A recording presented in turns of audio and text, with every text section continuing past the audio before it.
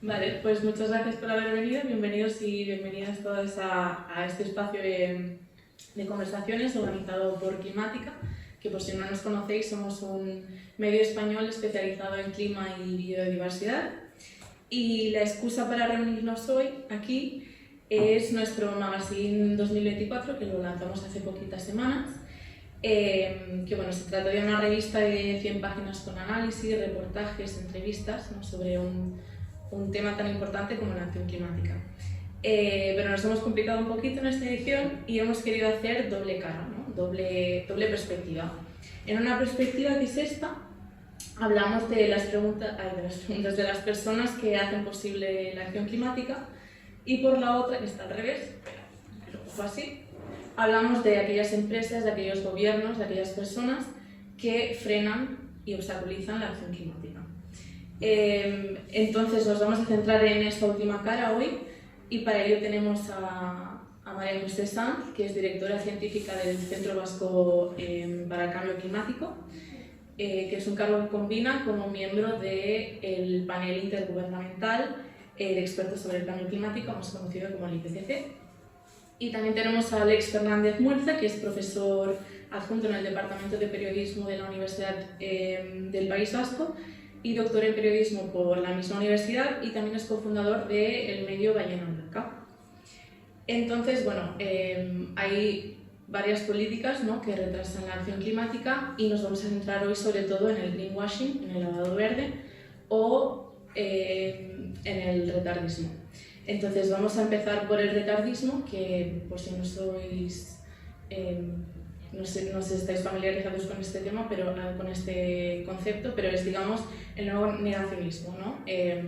Cada vez hay más gente que cree en la existencia del cambio climático, pero que quiere retrasar las acciones que hacen posible un cambio, ¿no?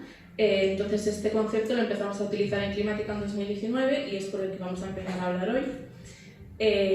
Claro, partimos de esta base, ¿no?, de que cada vez más gente cree que existe el cambio climático, pero que aún así hay gente, a veces voces científicas, ¿no?, que son minoría, que lo siguen negando. Entonces yo primero os quiero preguntar vuestra opinión sobre por qué hay tanta reticencia, ¿no?, a creer en el cambio climático, y cómo rebatir este argumento de que hay todavía científicos que no están de acuerdo. Bueno, si queréis empiezo yo. ¿Lo tienes que encender? Bueno, en primer lugar, yo creo que es importante distinguir una cosa. Yo creo que nadie niega que hay cambio climático porque lo están experimentando todos los días. Lo que el negacionismo ahora mismo se centra más en que las causas sean meramente antropogénicas o en su mayor parte antropogénicas, ¿no? O sea, el negacionismo basado de negar que hubiera un cambio climático y atribuirlo a la variabilidad natural, a decir, bueno, lo hay, pero nosotros no somos los culpables, ¿no? Sino que pues, hay una serie de fenómenos que están fuera de nuestro control y que han provocado estos cambios que estamos experimentando. Luego están los que efectivamente son conscientes o ya no dicen las causas no son antropogénicas, pero no están dispuestos a hacer o a cambiar los modelos de desarrollo y los modelos económicos para reducir una de las causas más importantes, que son las emisiones de gases de efecto invernadero, ¿no? Entonces, digamos que de alguna manera son reticentes al cambio. Yo no soy socióloga, soy ecóloga, pero no soy socióloga, pero lo que me parece es que lo que existe es una reticencia muy clara a perder lo que uno cree que tiene. Entonces, bueno, pues los poderes económicos, las empresas, incluso los ciudadanos de a pie, porque veis que también hay ciudadanos de a pie que de alguna manera están comprando esta idea, ¿no?, del retardismo, o el ciudadano de a pie se centra más en la impotencia de yo no puedo hacer nada, que es uno de los elementos sobre los que los retardistas que sí que podrían tener poder para cambiar se basan, ¿no?, y de alguna manera alimentan. Pero El problema es la inercia que tienen los sistemas actuales de desarrollo que no quieren cambiar, porque tienen aversión al riesgo, ¿no? Y por tanto pues, no quieren perder el estatus que tienen ahora mismo. Y eso va desde un individuo hasta determinados colectivos. Yo creo que ese es el problema que tenemos. No sé. Bueno, pues nada, lo primero, muchas gracias, Carrerasco, por invitarnos a María José y a mí. Felicidades a Climática por emprender esta aventura mediática de intentar dar a conocer e informar sobre asuntos del clima, ¿no? Y a la Sinsorga también por haber puesto en marcha pues este local, ¿no? Yo soy de Bilbao, lo que pasa es que hace años ya que no vivo justo en Bilbao y no lo conocía, y además me hizo gracia el nombre de Sinsorga, porque yo me acuerdo que mi ama, por ejemplo, nos llamaba de pequeños sinsorgos, sois unos sinsorgos, pero como una manera también cariñosa de decir, es que estáis haciendo el tonto, ¿no? Y me ha hecho gracia lo de la Sinsorga porque supongo que va en esa línea, ¿no? de mujeres feministas que estáis haciendo el sinsorgo o las sinsorgas por algo, ¿no? Pues nada, pues en la línea que comentaba María José, hay que distinguir, ¿no? Varios negacionismos, retardismos, obstruccionismos, como se le quiera llamar, pero bueno, forman parte todos del mismo, ¿no?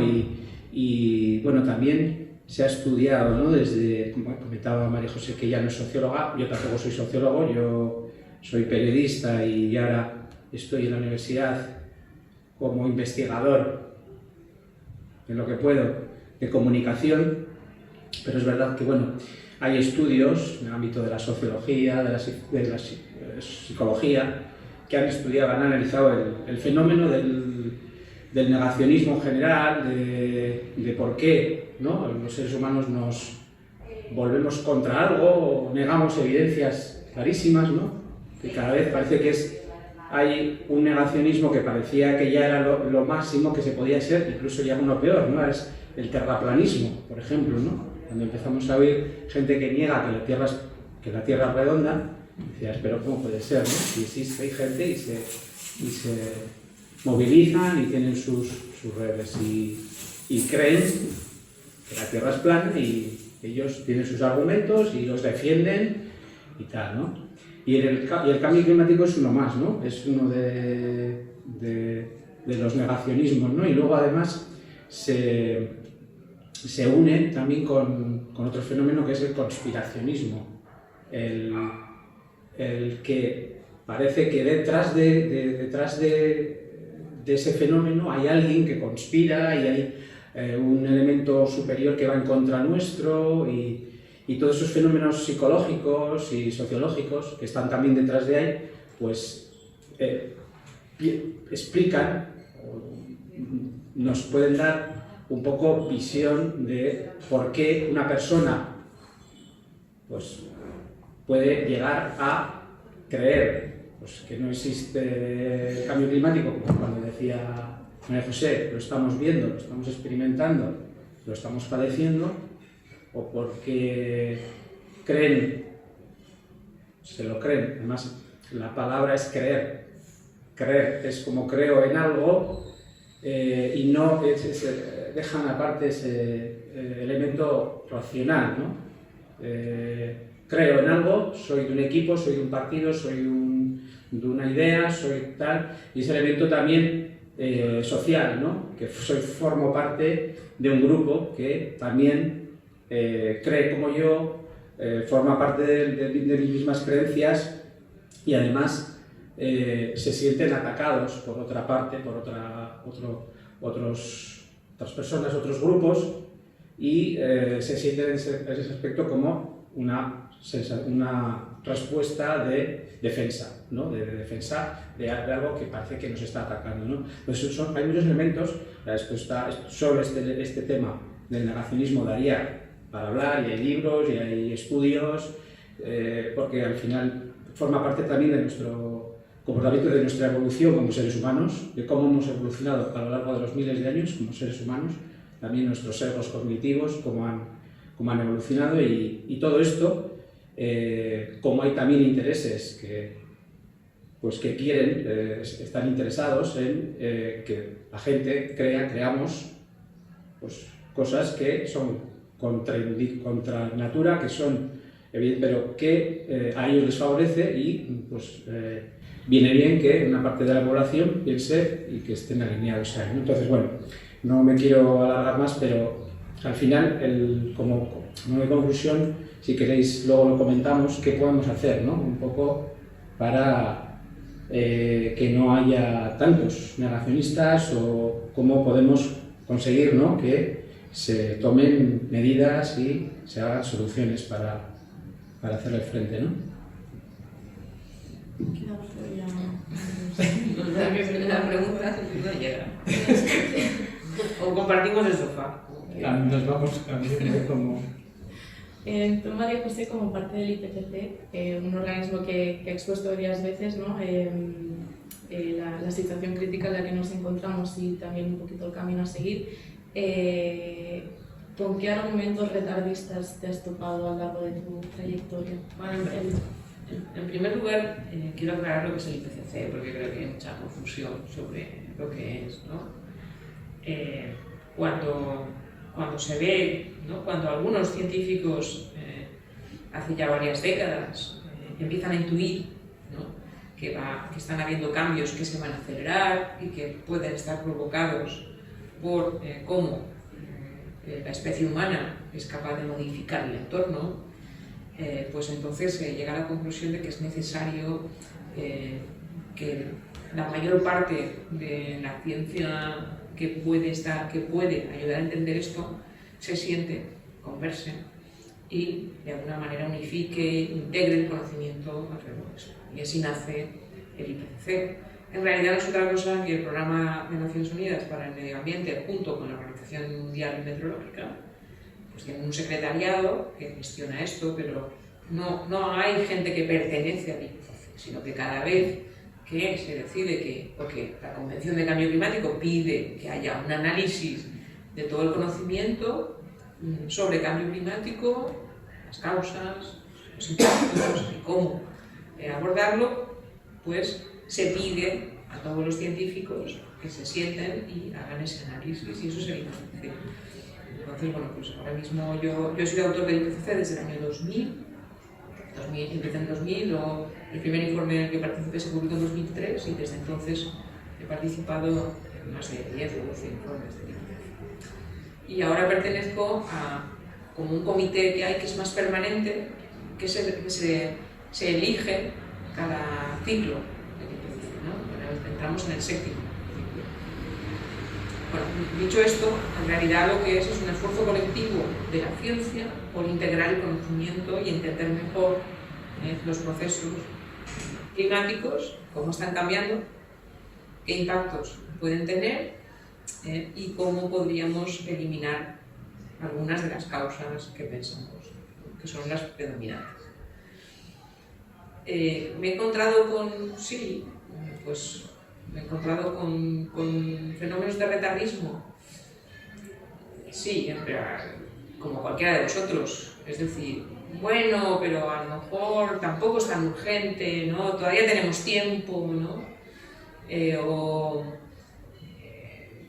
Bueno, esto es una emergencia climática, pero es una emergencia, ¿no? Y aquí quiero hacer un inciso porque yo recuerdo una conversación que tuvimos. Hay un grupo que lleva el tema que se llama español emergente, ¿no? Que son cómo trasladar vocablos que no existen en castellano al castellano para el uso, sobre todo en los medios de comunicación etc. Y recuerdo que cuando se habla de climate emergency en inglés, tratamos de trasladarlo al castellano, ¿no? Y hubo una discusión muy fuerte porque mucha gente quería trasladarlo como emergencia climática. Y algunos decíamos, no, porque emergencia tiene una connotación de acción muy rápida en castellano. O sea que si yo digo emergencia y no actúo inmediatamente, estoy desvirtuando completamente el concepto. Y entonces hablábamos de crisis climática. Nos parecía que era más adecuado hablar de crisis climática, de un reconocimiento de la crisis climática, y el siguiente paso que fuera un poco cuál es la acción necesaria y traducirlo en términos de urgencia, ¿vale? Pero emergencia en castellano tiene una connotación muy determinada. ¿Qué ha pasado? Pues lo que sospechábamos, que ese término ha quedado diluido, porque todos los gobiernos regionales han declarado la emergencia climática, el gobierno estatal declara la emergencia climática, Europa declara la emergencia climática, pero no está respondiendo a lo que nosotros tenemos en nuestros sesgos cognitivos entendido como emergencia. Y eso ha desvirtuado completamente y ha generado una sensación, pues eso, de que nos están engañando, ¿no?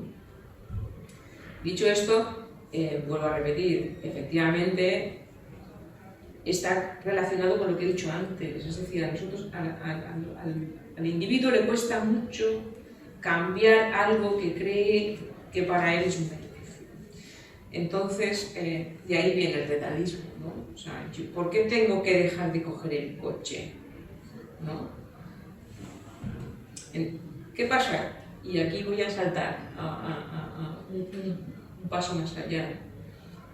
Lo que se ha visto en los últimos años, que lo estáis viendo también en algunos de los fenómenos que aparecen, de cómo está evolucionando la respuesta al cambio climático, es que lo que había que hacer era cambiar las narrativas de negativas a positivas. Es decir, no decir, usted tiene que hacer esto y le va a costar, sino decir, si usted hace esto va a conseguir un beneficio, va a tener más oportunidades. Y eso nos lleva al hecho de que todos aquellos que están excluidos, no solamente por el cambio climático, sino por cómo está estructurada la sociedad, por cómo el desarrollo se está expandiendo prácticamente en todo el mundo, puedan encontrar en las transiciones necesarias para luchar el cambio climático una oportunidad que no tienen ahora mismo. Y ese cambio de narrativas es lo que nos ha permitido en algunos casos ser un poco más optimistas y acelerar algunos procesos. Pero ¿qué ocurre?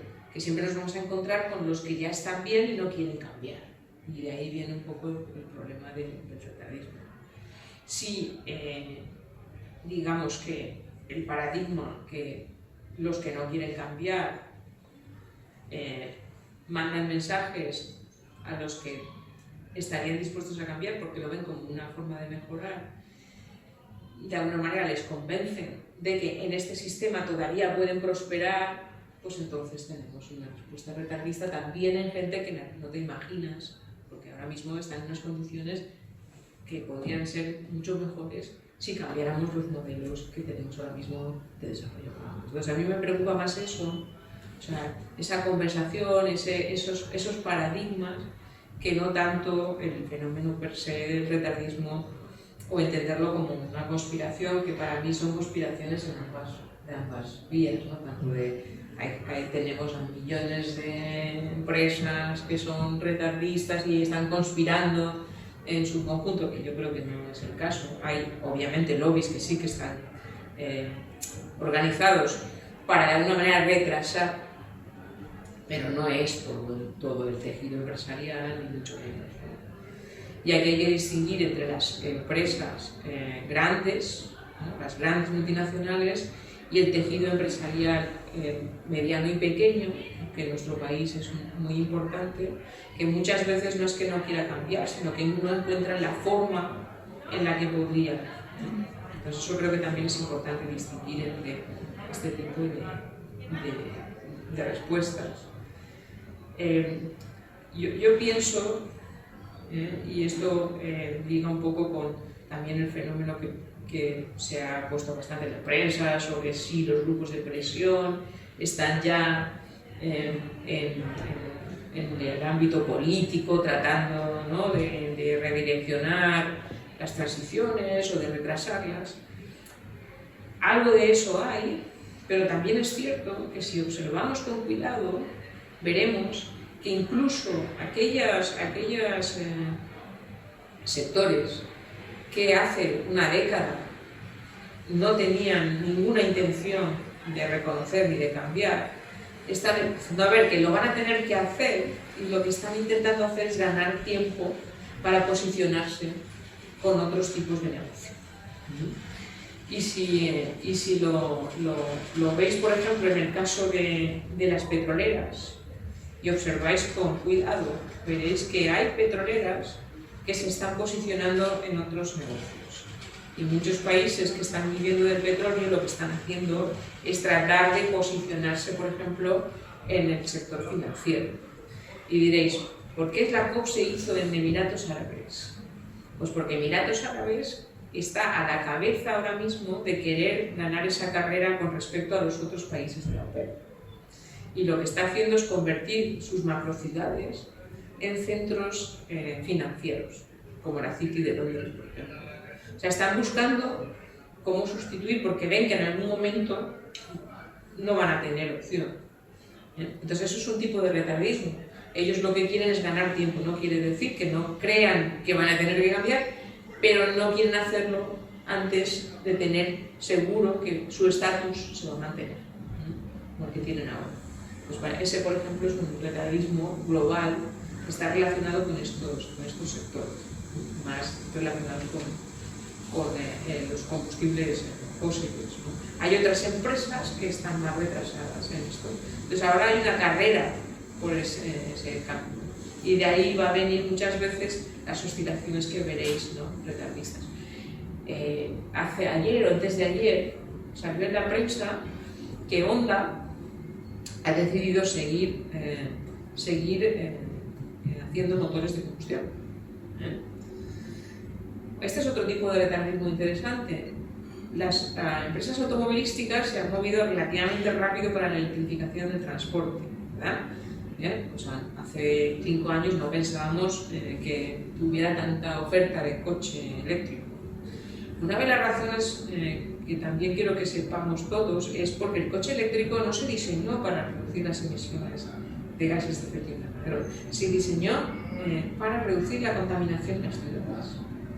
O sea que había una investigación muy anterior a la idea de tener motores eléctricos para el transporte doméstico o el público, que venía de ahí, venía de la contaminación del aire. Entonces, cuando llega la hora de hablar de otro aspecto, como era el cambio climático, pues había una base ahí que hizo que fuera más rápido. ¿Pero qué está pasando ahora? ¿Qué está provocando este retardismo en el sector de la producción de automóviles? No hay un despliegue, no hay suficiente despliegue para que las ventas de automóviles eléctricos sean comparables los beneficios a las ventas de automóviles de gasolina, porque no hay donde enchufarlos, porque son muy caros, etc. Y ese es otro retardismo que es interesante. Es decir, si no se encuentran las condiciones habilitantes para que ese despliegue sea visto como una oportunidad, por ejemplo, para este tipo de empresas, se retienen, se retrasan. ¿Eso qué quiere decir? Pues que cuando estamos pensando en estas transiciones, tenemos que empezar en todos los aspectos relacionados con ellas. ¿Tenemos las tecnologías renovables? Sí, pero ¿qué implica el despliegue de esas tecnologías renovables? Implica un diálogo con todos los actores, porque si yo voy a desplegar, como ocurre ahora en España, una macro granja solar, y eso va a ocupar un territorio que antes tenía otro uso y está afectando a una población que no se está beneficiando directamente de eso, va a haber un rechazo. O sea que yo tengo que realmente pensar muy bien cómo hago ese despliegue de las nuevas tecnologías, cómo cambio esas mentalidades. Y para cambiarlas no hay otra forma que ponerlas siempre en clave de oportunidad. Y no os estoy diciendo que sigamos un poco con la misma mentalidad capitalista de correr hacia adelante y el beneficio sobre todo vale. Pero obviamente en los primeros pasos no podemos rechazar eso, porque entonces vamos a tener un rechazo de muchos sectores de la población y de los sectores productivos. Tenemos que dar dando pasos y siempre intentando cambiar esa dirección hacia lo que sería lo más razonable, que sería reducir el consumo de los recursos naturales, proteger el capital natural, etcétera, etcétera, ¿no? Pero de un día para otro, hoy para mañana, eso no va a ocurrir, ¿eh? Y de hecho lo que está pasando es que al no tener cuidado en esos cambios, se está generando un rechazo por aquellos que se podrían ver beneficiados de esas transiciones. Y ahí es cuando se habla también de que las transiciones sean justas, que no tengan impactos distributivos, es decir, el coche eléctrico otra vez. ¿Quién puede comprarse un coche eléctrico ahora? El que tiene más. El que realmente necesitaría un coche eléctrico, que es el que tiene menos, ese no se lo puede comprar. O sea, hay un efecto distributivo, que afecta siempre a los más vulnerables. ¿Cómo comunicar una situación tan compleja, ¿no? Contrarrestando justamente esta desinformación, estos bulos retardistas y negacionistas que también se extienden como la pólvora a través de las redes sociales? Temas de medio ambiente, por ejemplo, han llegado a autocontrol en los últimos años. Lo publicó precisamente de Gallina Blanca en un especial que hizo sobre greenwashing.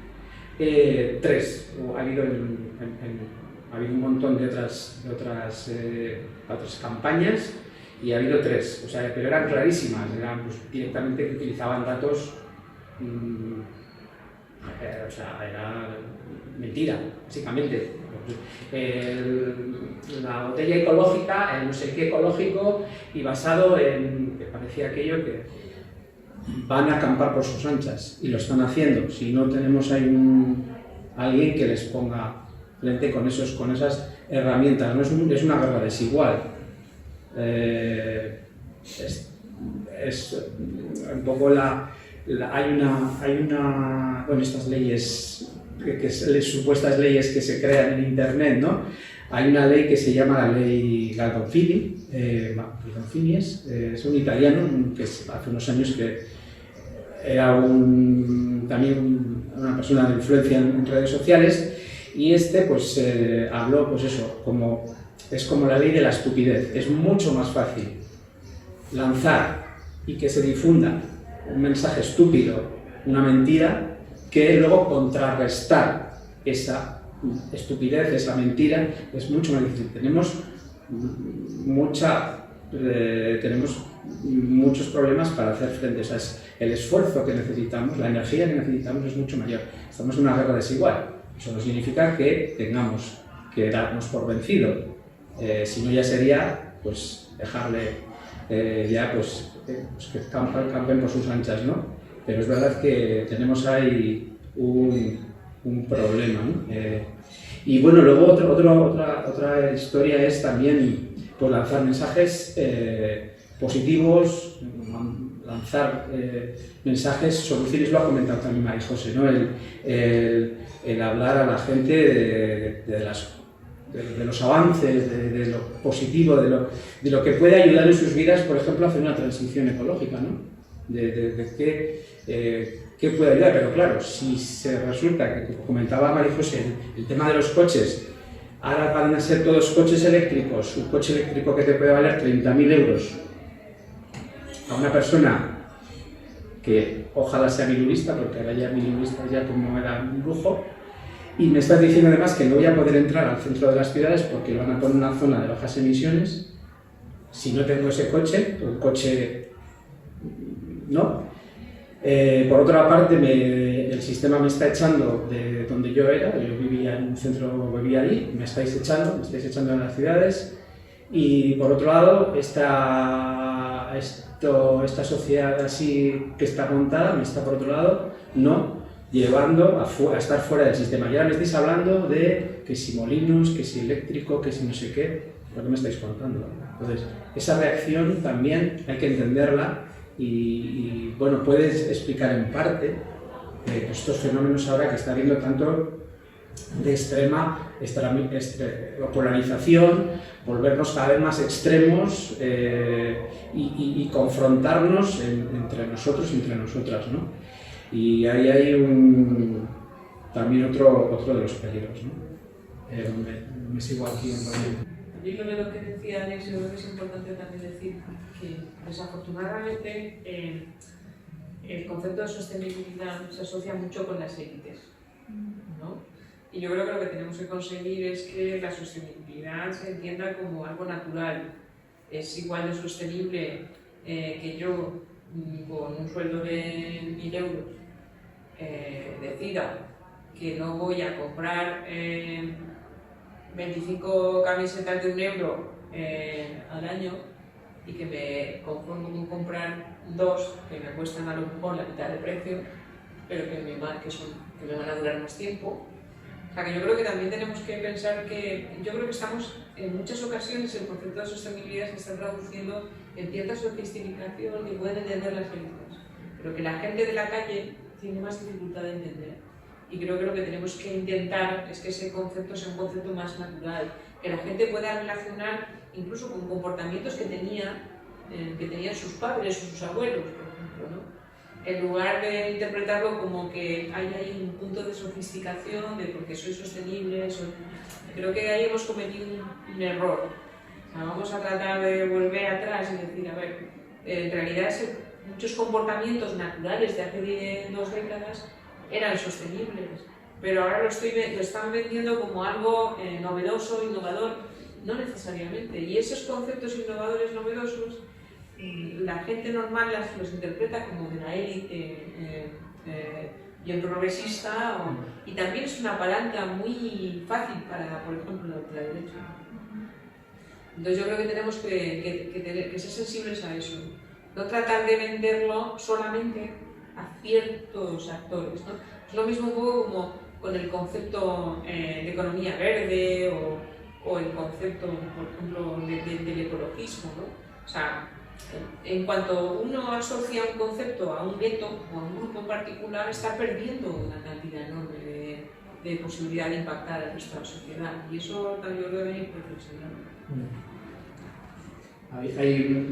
Me acordaba ahora de lo que comentaba lo de María José, lo de cosas antiguas que ahora parece que se venden como lo más guay, lo más ecológico y tal. Estamos haciendo ahora una investigación, varios compañeros en TikTok, un poco ahora que es como la red social más de los jóvenes y más pues, ¿no? Que llega a ese público joven y cómo llegar a este sector de la población, ¿no?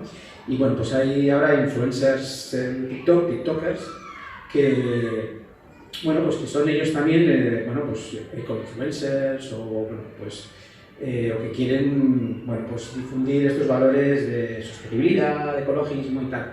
Y es gracioso porque, claro, al final TikTok es 1 minuto de vídeo como máximo. La economía de la atención ya es, o sea, ya 40 segundos ya empieza a ser aburrido.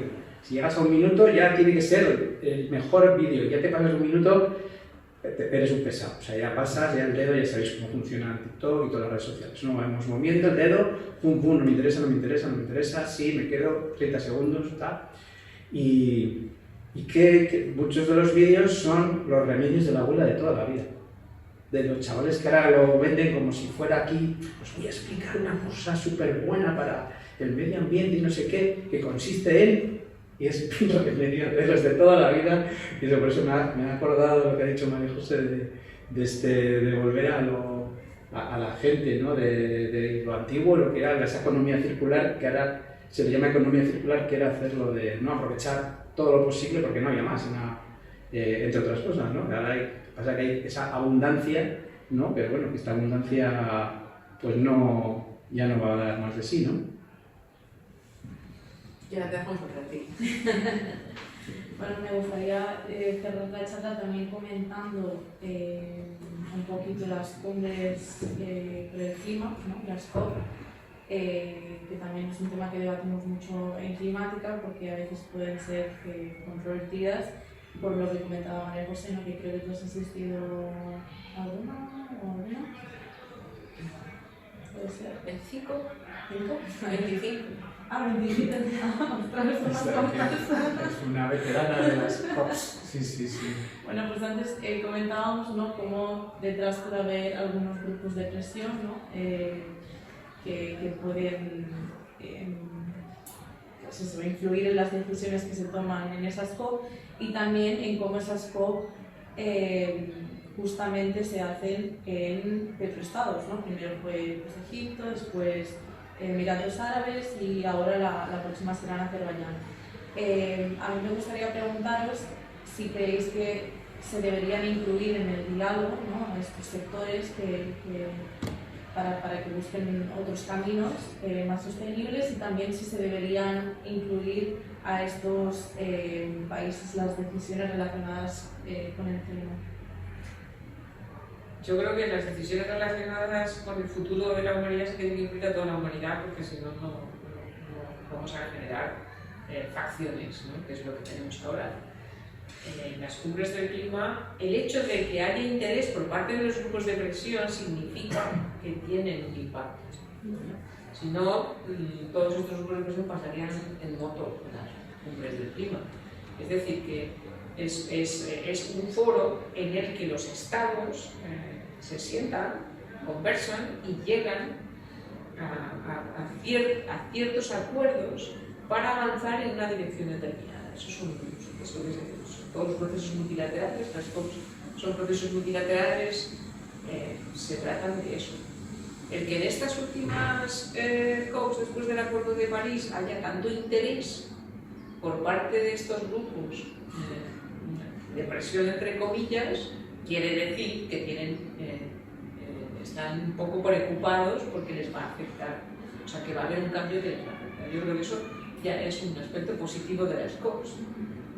Han conseguido que ciertos actores que son importantes en el cambio climático y las soluciones estén preocupados. Entonces eso ya me parece importante. Yo creo que también es necesario que la gente entienda cómo funcionan las COPs. En las COPs es cierto que el país que la alberga tiene la presidencia y de alguna manera es el que empieza conversaciones previas a los órganos subsidiarios que se reúnen a mitad de año y preparan los textos parte para las COPs que se producen suele ser a final de año, pero la presidencia no es la única que decide. Al final las COPs de cambio climático, la Convención de Cambio Climático es por consenso, no se vota. Si uno se opone, no hay acuerdo. Da igual que sea Tuvalu, que tiene 200 kilómetros cuadrados, que sea Rusia. O sea, claro, esto ha sido muy criticado porque ha dicho que eso entorpece el progreso. Bueno, hasta cierto punto. Pero llegar a un acuerdo de consenso requiere un esfuerzo de diálogo que si votas, pues a lo mejor no lo haces, ¿no? Y requiere, daros cuenta que en estas COPs hay 196 países sentados en la misma mesa, con culturas completamente diferentes, con sistemas de valores completamente diferentes, con intereses completamente diferentes. O sea, que se pongan de acuerdo en algo, yo creo que la gente no es capaz de valorar lo que eso supone. Yo creo que la ventaja de estos procesos multilaterales es que en muy pocas ocasiones, por no decir en ninguna, han retrocedido, siempre han avanzado. A lo mejor no a la velocidad que nos hubiera gustado a todos, pero siempre han ido un pasito más o menos grande hacia atrás. Y tiene que seguir, porque es el único foro internacional en el que todos los estados se sientan a hablar. Luego es verdad que tenemos toda esta parafernalia que se ha generado desde hace unos 10 años, pues de que hay una serie de actores, por la misma razón que hablábamos antes, que van a estar involucrados en esos cambios que se tienen que producir, que andan por allí, algunos buenos y otros menos buenos o más retardistas. Lo que hay que prestar es atención y entender un poco cuáles son las claves de cada una de las COP, ¿no? Lo que os decía, por ejemplo, antes, esta de Emiratos Árabes, lo que ha puesto en evidencia es que efectivamente todo este conglomerado de países que tienen un bienestar bastante alto debido a la extracción de ciertos productos o de ciertas materias primas, pues están ahora compitiendo a ver quién corre más. Que no corren tanto como nos gustaría a los que no somos de ese club, es verdad, pero sí que es verdad que ellos están compitiendo ahí, ¿no? Y de hecho, en la COP de Dubái se vio claramente el malestar de Arabia Saudita respecto a Emiratos Árabes en la decisión final del Global Strategy, por ejemplo, ¿no? O sea, que al final yo creo que hay que ponerlas en valor. Sin ellas, está claro que hoy no estaríamos donde estamos. ¿Por qué? Porque tendríamos 196 países que no habían hablado en ningún momento sobre un problema global como el cambio climático. Segundo, han tenido que hablar y ponerse lo más posible de acuerdo porque es por consenso. Con lo cual, si yo quiero algo, tengo que darle algo al otro. Y tengo que encontrar un punto medio para poder seguir avanzando. O sea que yo creo que muchas veces por desconocimiento no se pone en valor que los procesos multilaterales son importantes, ¿no? Es verdad que no siempre son todo lo efectivos que nos gustaría que fueran, y otro, de hecho, ahora lo tenemos con Naciones Unidas, su proceso multilateral, que surge después de la Segunda Guerra Mundial, y ahora mismo pues, en la resolución de conflictos pues no están siendo tan efectivos como nos gustaría, pero si no estuvieran ahí, habría mucho más caos del que hay actualmente. Entonces yo pienso que hay que ponerlo en valor. ¿Que va a haber más presión? Pues por supuesto que sí. A medida que este retardismo de ganar tiempo para poder encontrar otro nicho que me permita estar donde estaba antes, en el nicho anterior, sea algo que persiguen ciertos sectores, pues van a intentar influir en que el proceso sea lo más lento posible. En esta COP última, por ejemplo, se ha dado un paso de gigante en un tema que no tiene que ver con la mitigación del cambio climático, pero que tiene que ver con aquellos estados que están siendo afectados y que no han sido los causantes del problema, que es el tema de las pérdidas hídricas, ¿no? Eso hace una década era impensable, que se creara un fondo de pérdidas de años era algo impensable, y en esta COP se ha conseguido. A lo mejor el avance en mitigación ha sido más modesto de lo que hubiéramos querido, pero bueno, ahí hay ciertas palabras que antes tampoco aparecían, un reconocimiento de que hay que ser más eficientes, un reconocimiento de las renovables. Y yo creo que también hay que entender que en los procesos multilaterales no se puede ser súper prescriptivo con los estados, ¿no? ¿De acuerdo? O sea, es muy difícil. No son como las regulaciones estatales o las regulaciones de la Unión Europea. Son procesos que tienen cierto componente punitivo, pero no como si fuera una regulación estatal. Hasta que no se trasladan las regulaciones estatales, que son las que pueden de alguna manera impulsar los cambios en el terreno, pues no. O sea que en cuanto más se retrase esa traslación a la regulación estatal o a la regulación europea en nuestro caso, pues más se retrasa la acción. Pero insisto, yo puedo tener una regulación muy buena, pero si no tengo y no pongo los medios para habilitar que eso se pase, no tiene por qué pasar. Y en muchas ocasiones incluso puede ocurrir que se prefiera pagar la multa que hacer lo que hay que hacer, ¿no? O sea que la clave está en encontrar ese equilibrio entre lo que es la dirección que manda el proceso multilateral, cómo se traslada a la regulación efectiva a nivel estatal o a nivel comunitario en nuestro caso, y poner los medios para que esa regulación sea efectiva. Porque si no pongo los medios, muchas veces al final incluso tengo problemas administrativos de que se me acumulan los expedientes, se retrasan, y al final pues a lo mejor tengo un tema de que se ha incumplido una directiva o una regulación que al cabo de 15 años aún no se resuelve. Por tanto, no ha habido ningún tipo de imposición o de obstáculo para que yo no siga viendo lo que O sea que todo esto tiene que ir acompañado, yo creo que de esa cascada de factores. Pero decir, ¿por qué no pasa nada en el terreno? Decir que las COPs no valen para nada es una super simplificación, porque no es verdad. O sea, las COPs, si no estuvieran las COPs, si no existieran estos procesos utilitarios, no estaríamos hoy donde estamos. Estaríamos probablemente como hace 30 años, cada uno haciendo lo que le parece. Yo al hilo de lo que comenta María José, porque de hablar de lo que son las COPs, ella aquí es la que más sabe, porque además 25, no sé ya que son tantas. Sí, no, pues que porque yo he estado en diferentes posiciones, como parte de la delegación española, luego estuve en el secretariado de la Convención de Cambio Climático y luego he estado en 2 posiciones de observador. Entonces, digamos que he observado el proceso desde diferentes... el único en el que he estado ha sido en la zona verde esa de... ahí no, pero... Te falta ya eso. No, ahí no.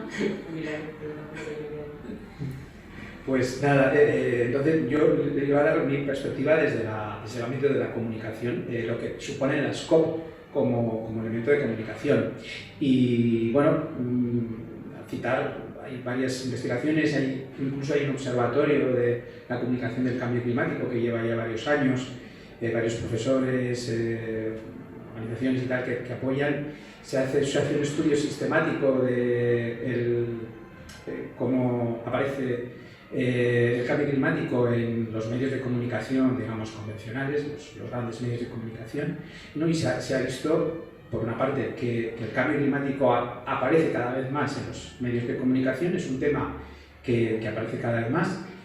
Eso significa que los medios han visto también que es importante informar de ello, porque volvemos esta vez un poco para entender también cómo funcionan los medios de comunicación. Los medios de comunicación no publican cualquier cosa, no son un reflejo de la realidad. Los medios de comunicación ponen el foco en determinados elementos de la realidad. Eso sería otra clase de periodismo de comunicación, y entonces publican de aquello que les interesa, creen que puede interesar, etc. Bueno, pues el cambio climático, de ser un tema que prácticamente no aparecía en los medios de comunicación, ha aparecido cada vez más. Y ¿por qué aparece cada vez más el cambio climático? Aparecen las COP. Las COP como elemento tractor, como elemento que a los medios les llama la atención y consideran que es de interés, y se ve, si vemos los picos informativos del cambio climático a lo largo del año, vemos que cuando hay una COP sube el número de publicaciones, de contenidos, etcétera, relacionados con el cambio climático. Entonces, en ese aspecto, simplemente con eso, el que se hable, ¿no? Es otro elemento también que igual no lo hemos comentado tanto, ¿no? El que se hable de las cosas. Si no se hablan, no existe, ¿no? Un poco también algo que tienen los medios es que se consigue que se hablen de las cosas, porque si no, no existe, no existe, no es un poco ese adagio que se habla, ¿no? Si algo no se publica, no existe, no lo conoce la gente, ¿no? Entonces, en ese aspecto, las COP consiguen que la gente hable, o se informe más, que los periodistas especializados tengamos también más comba cuando vas a vender temas relacionados con cambio climático, con el medio ambiente, gracias a esa percha, gracias a esa excusa de las COP, para poder vender otros temas relacionados con el medio ambiente, ¿no? La sostenibilidad, etcétera, ¿no? Ese aspecto. Pero también, un poco, y haciendo un poco crítica, es verdad que se tiene esa imagen de algo, pues, no voy a decir inútil, pero sí como que se escapa al entendimiento de la sociedad, ¿no? Lo que haría falta más divulgación o más pedagogía de lo que son las COP y lo que suponen, ¿no? Porque, claro, como decía María José, ¿no? Han supuesto un avance, pero la gente no lo ve, ¿no? Y aparte de esa imagen negativa, por ejemplo, se ven en algunas viñetas o humor gráfico cuando al final también se saca aspectos de crítica, ¿no?, de las COP. Muchas de ellas son ese aspecto de que es una reunión de gente fuera de la realidad o gente que está debatiendo. Me acuerdo una viñeta que era, no sé si la COP 84 en el año 2100 y siguen, no, porque vamos a hacer no sé qué, como que seguían hablando, ¿no? Son unos señores que están allí reunidos sin saber muy bien tal, y hablando de cosas como, ¿no?, del sexo de los ángeles, ¿no?, más prácticamente, ¿no? En el año 2100 todos así con mascarillas ya, como ya que el cambio climático ya nos ha dado de lleno, y ellos siguen insistiendo en hablar de los mismos temas que hablaban hace 100 años, ¿no? Esa imagen, claro, que dice, pues la gente tiene esa imagen de las COP, ¿no?